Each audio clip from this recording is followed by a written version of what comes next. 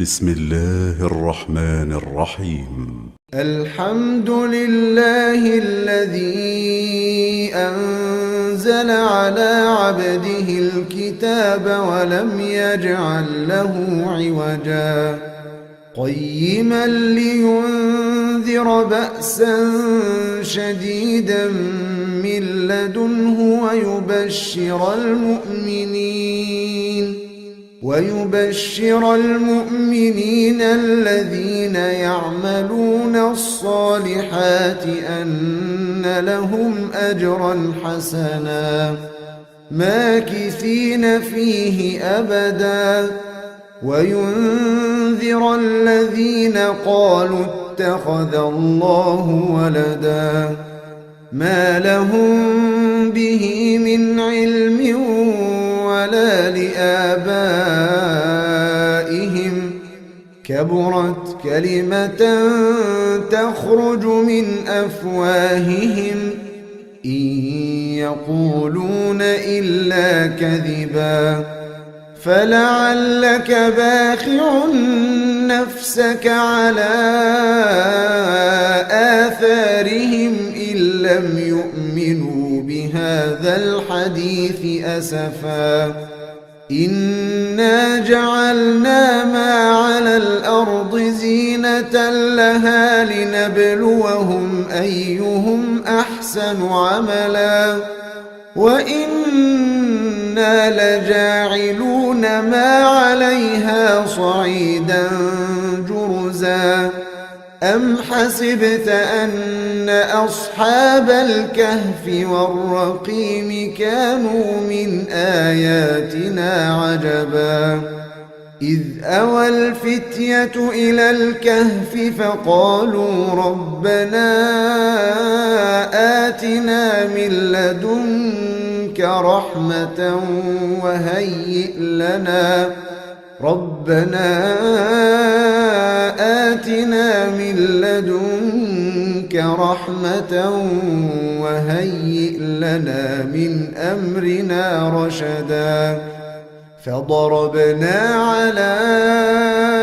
آذانهم في الكهف سنين عددا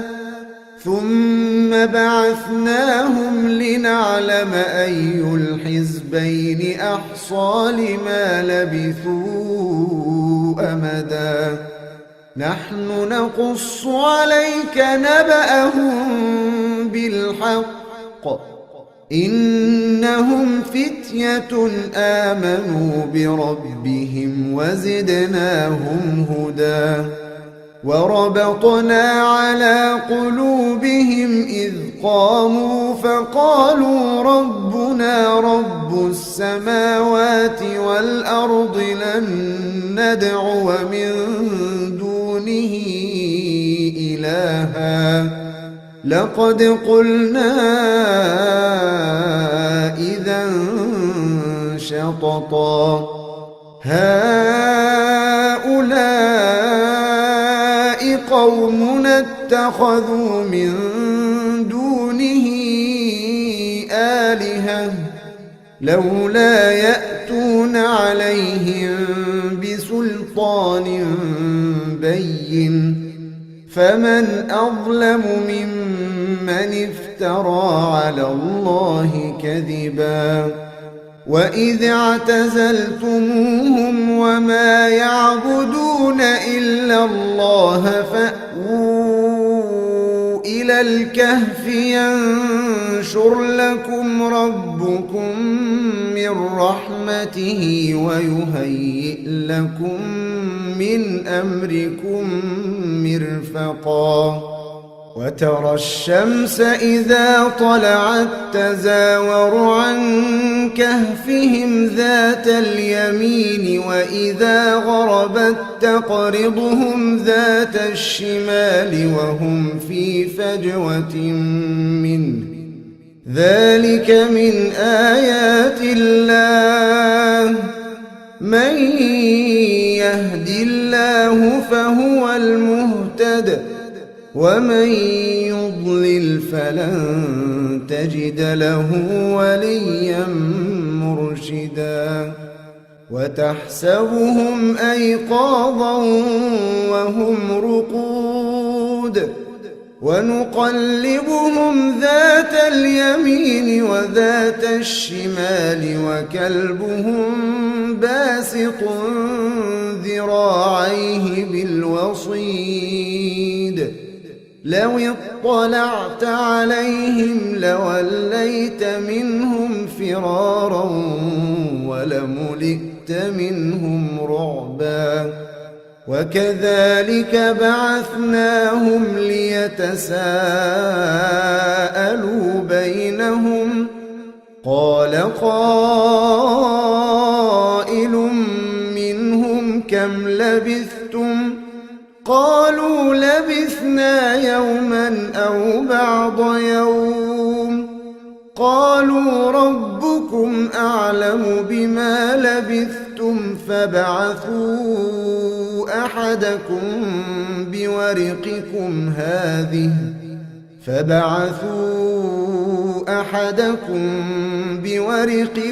هذه إلى المدينة فلينظر أيها أزكى طعاما فليأتكم برزق منه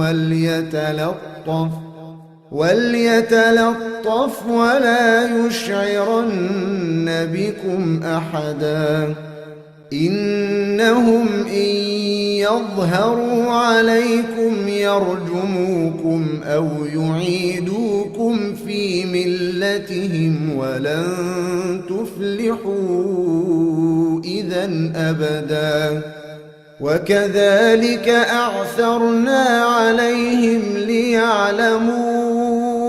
أن وعد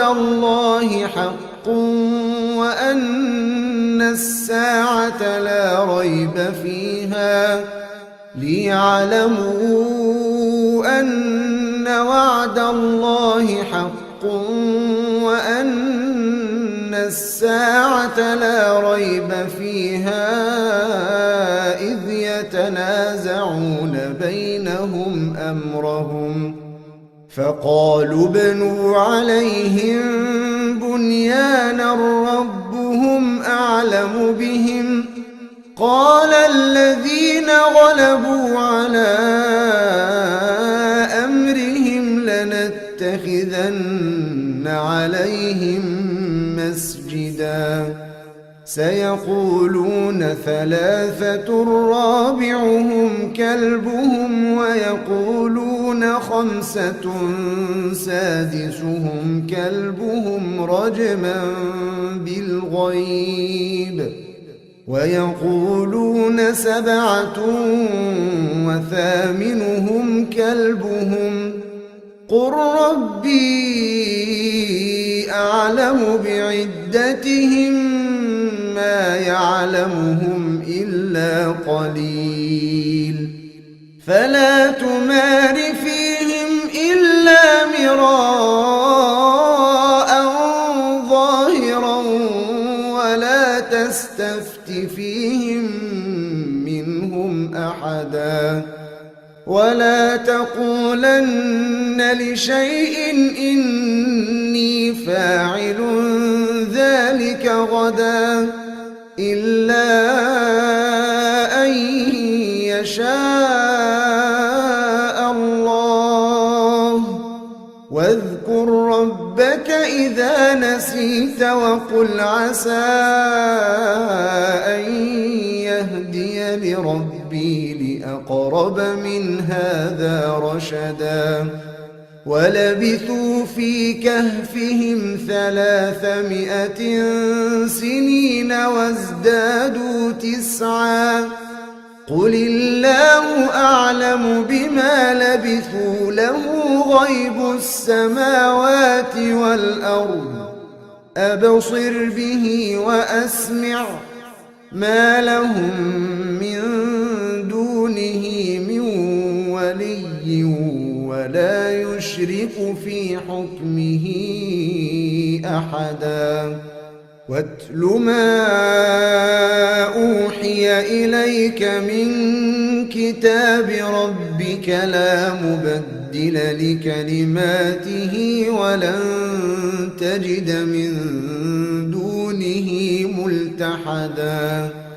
واصبر نفسك مع الذين يدعون ربهم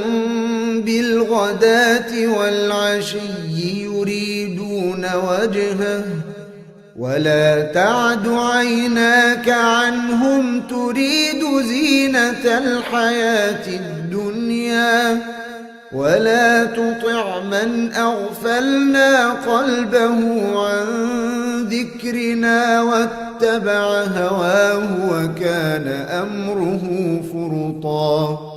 وقل الحق من ربكم فمن شاء فليؤمن ومن شاء فليكفر إنا أعتدنا للظالمين نارا أحاط بهم سرادقها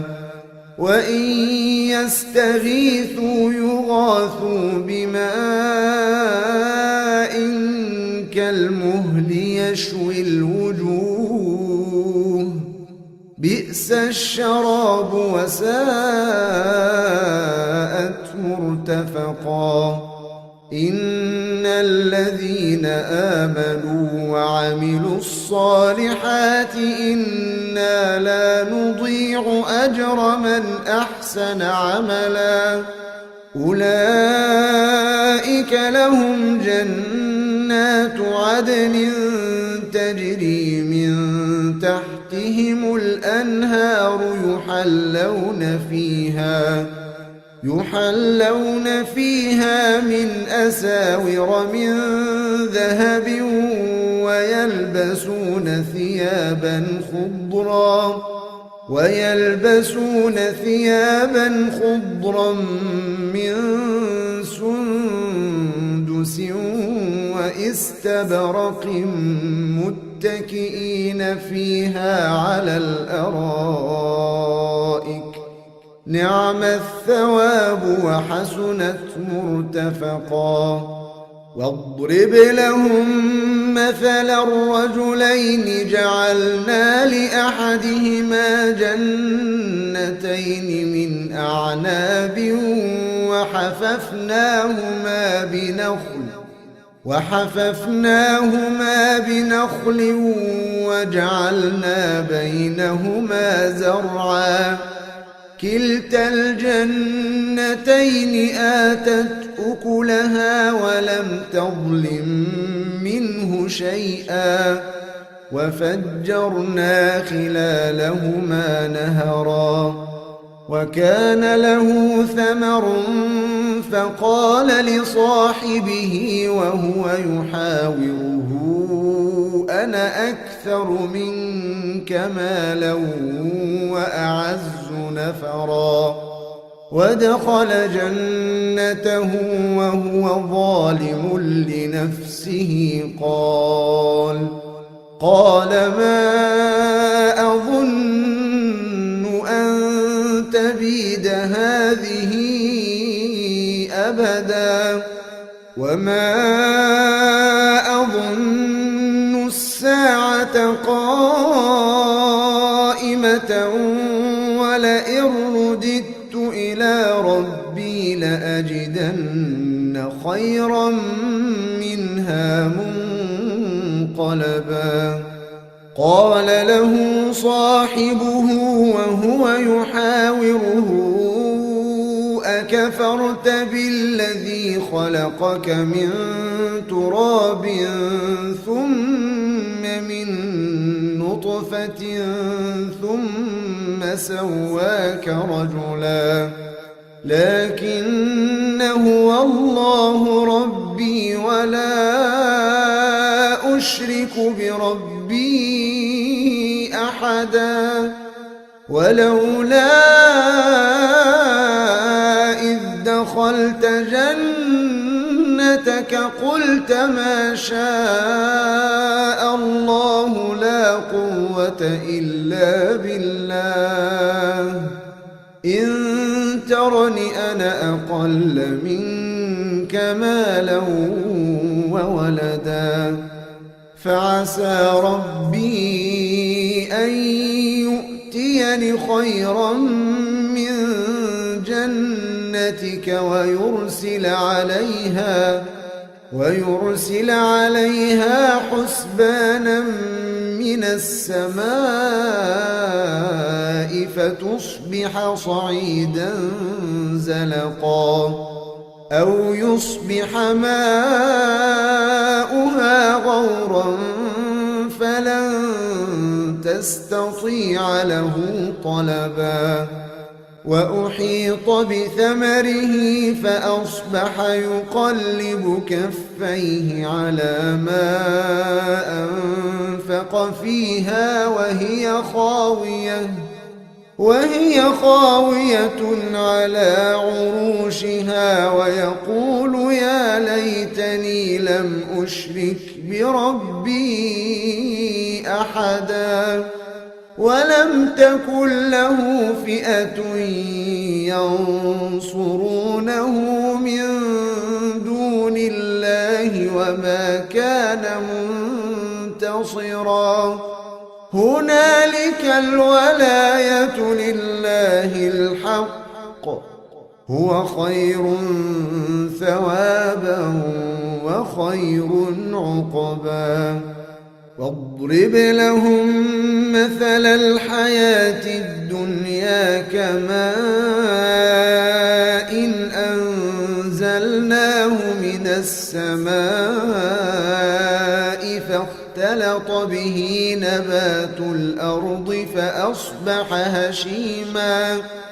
فاختلط به نبات الأرض فأصبح هشيما تذروه الرياح وكان الله على كل شيء مقتدرا المال والبنون زينة الحياة الدنيا والباقيات الصالحات خير عند ربك ثوابا وخير أملا ويوم نسير الجبال وترى الأرض بارزة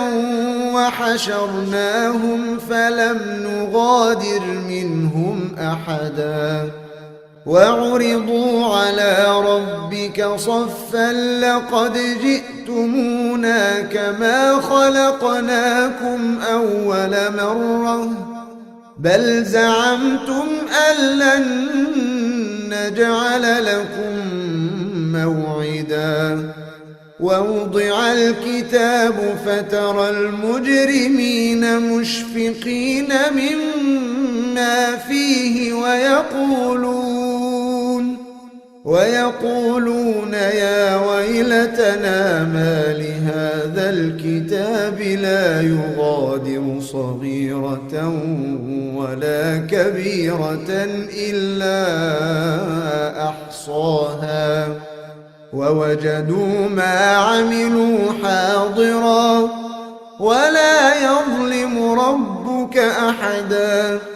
وإذ قلنا للملائكة اسجدوا لآدم فسجدوا إلا إبليس كان من الجن ففسق عن أمر ربه أفتتخذونه وذريته أولياء من دوني وهم لكم عدو بئس للظالمين بدلا ما أشهدتهم خلق السماوات والأرض ولا خلق أنفسهم وما كنت متخذ المضلين عضدا ويوم يقول نادوا شركائي الذين زعمتم فدعوهم فلم يستجيبوا لهم وجعلنا بينهم موبقا ورأى المجرمون النار فظنوا أنهم مواقعوها ولم يجدوا عنها مصرفا ولقد صرفنا في هذا القرآن للناس من كل مثل وكان الإنسان أكثر شيء جدلا وما منع الناس أن يؤمنوا إذ جاءهم الهدى ويستغفروا ربهم إلا أن تأتيهم سنة الأولين أو يأتيهم العذاب قبلا وما نرسل المرسلين إلا مبشرين ومنذرين ويجادل الذين كفروا بالباطل ليدحضوا به الحق واتخذوا آياتي وما أنذروا هزوا ومن أظلم ممن ذكر بآيات ربه فأعرض عنها ونسي ما قدمت يداه إنا جعلنا على قلوبهم أكنة أن يفقهوه وفي آذانهم وقرا وإن تدعهم إلى الهدى فلن يهتدوا إذا أبدا وربك الغفور ذو الرحمة لو يؤاخذهم بما كسبوا لعجل لهم العذاب بل لهم موعد لن يجدوا من دونه موئلا وتلك القرى أهلكناهم لما ظلموا وجعلنا لمهلكهم موعدا وإذ قال موسى لفتاه لا أبرح حتى أبلغ مجمع البحرين أو أمضي حقبا فلما بلغا مجمع بينهما نسيا حوتهما فاتخذ سبيله في البحر سربا فلما جاوزا قال لفتاه آتنا غداءنا لقد لقينا من سفرنا هذا نصبا قال أرأيت إذ أوينا إلى الصخرة فإني نسيت الحوت وما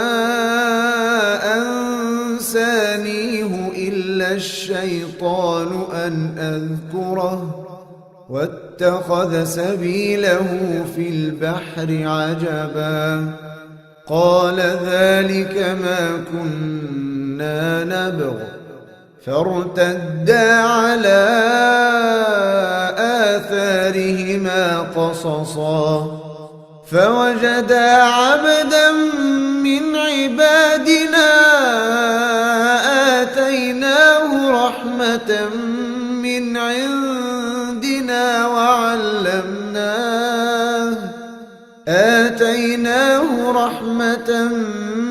عندنا وعلمناه من لدنا علما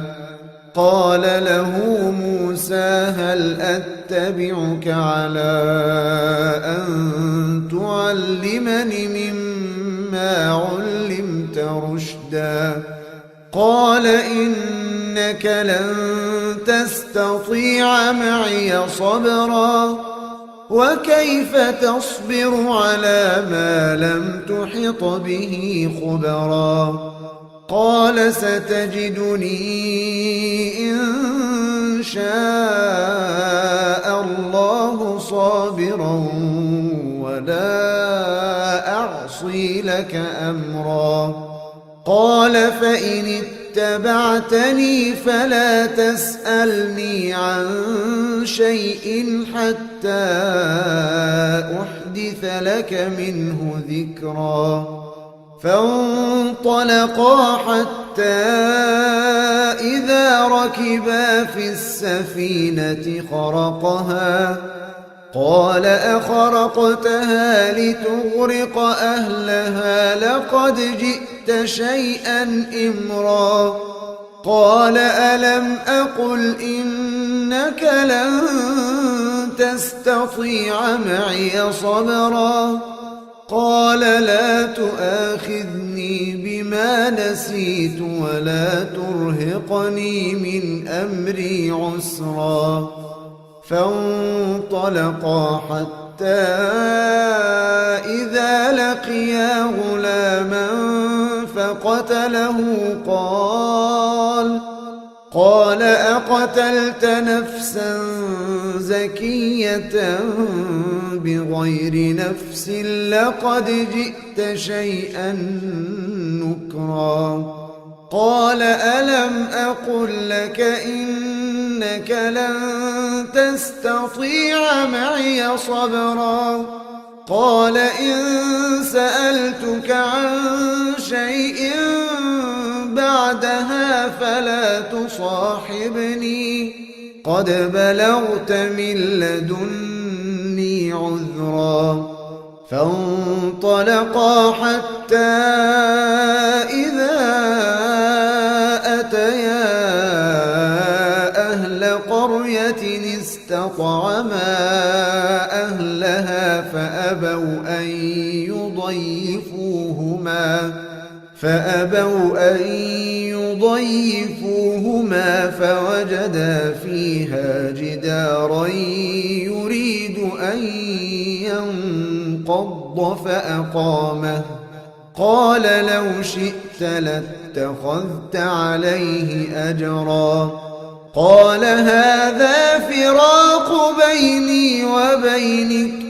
سأنبئك بتأويل ما لم تستطع عليه صبرا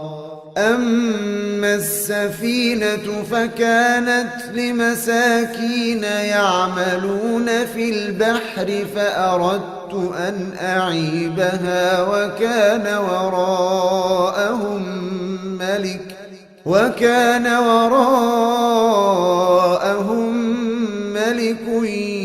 يأخذ كل سفينة غصبا وأما الغلام فكان أبواه مؤمنين فخشينا أن يرهقهما طغيانا وكفرا فأردنا أن يبدلهما ربهما خيرا منه زكاة وأقرب رحما وأما الجدار فكان لغلامين يتيمين في المدينة وكان تحته كنز لهما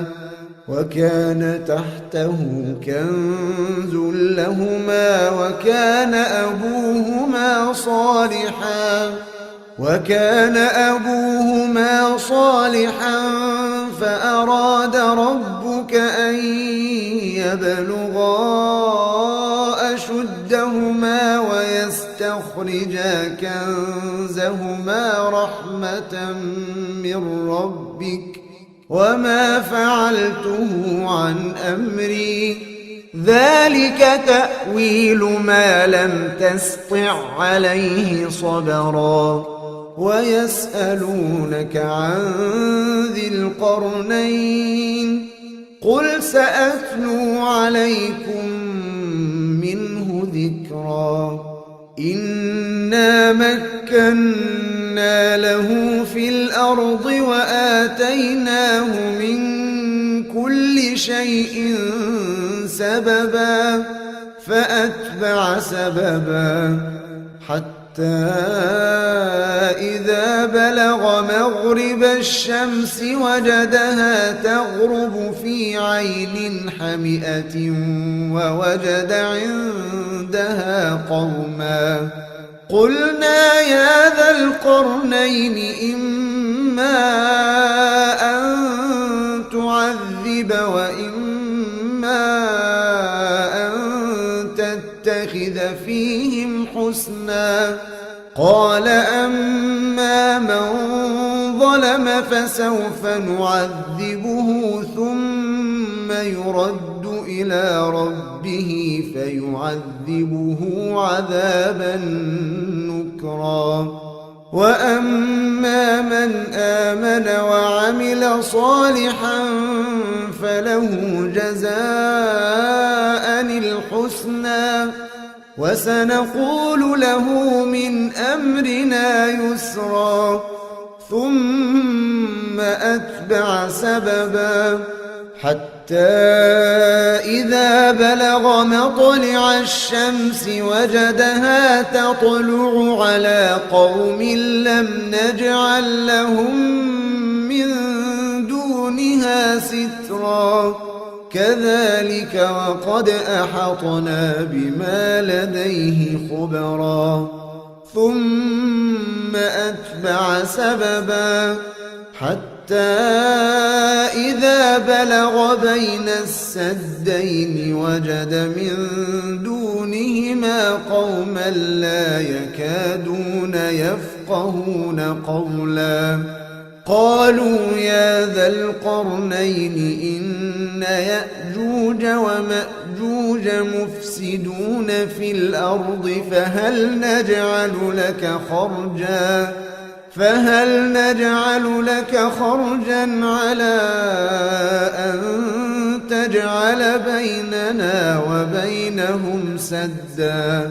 قال ما مكني فيه ربي خير فأعينوني بقوة أجعل بينكم وبينهم ردما آتوني زبر الحديد حتى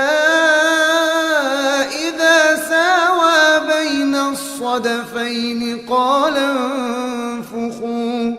حتى إذا جعله نارا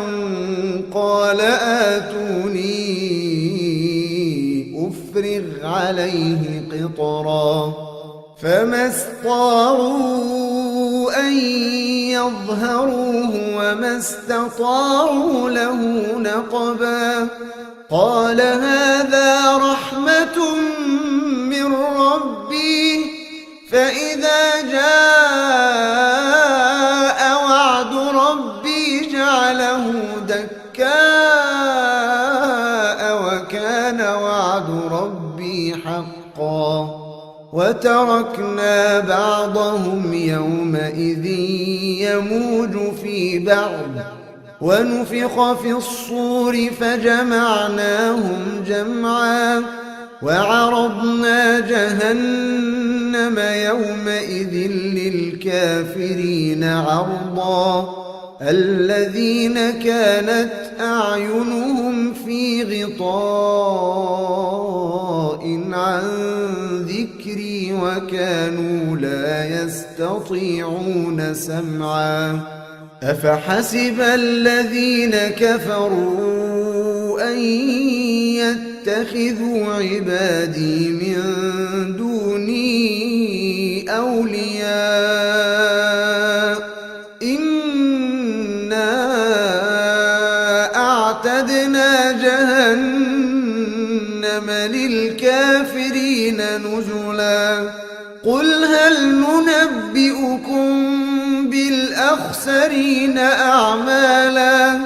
الذين ضل سعيهم في الحياة الدنيا وهم يحسبون أنهم يحسنون صنعا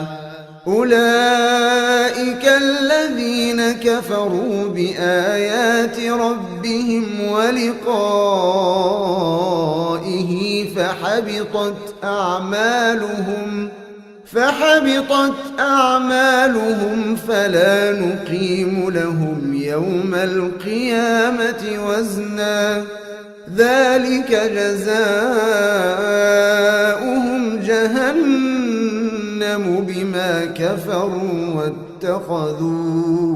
آياتي ورسلي هزوا إن الذين آمنوا وعملوا الصالحات كانت لهم جنات الفردوس نزلا خالدين فيها لا يبغون عنها حولا قل لو كان البحر مدادا لكلمات ربي لنفد البحر قبل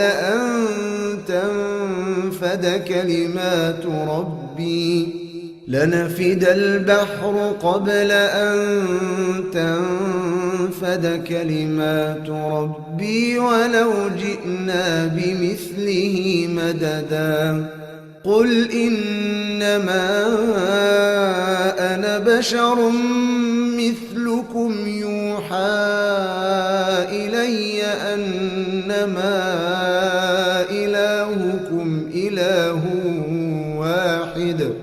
فمن كان يرجو لقاء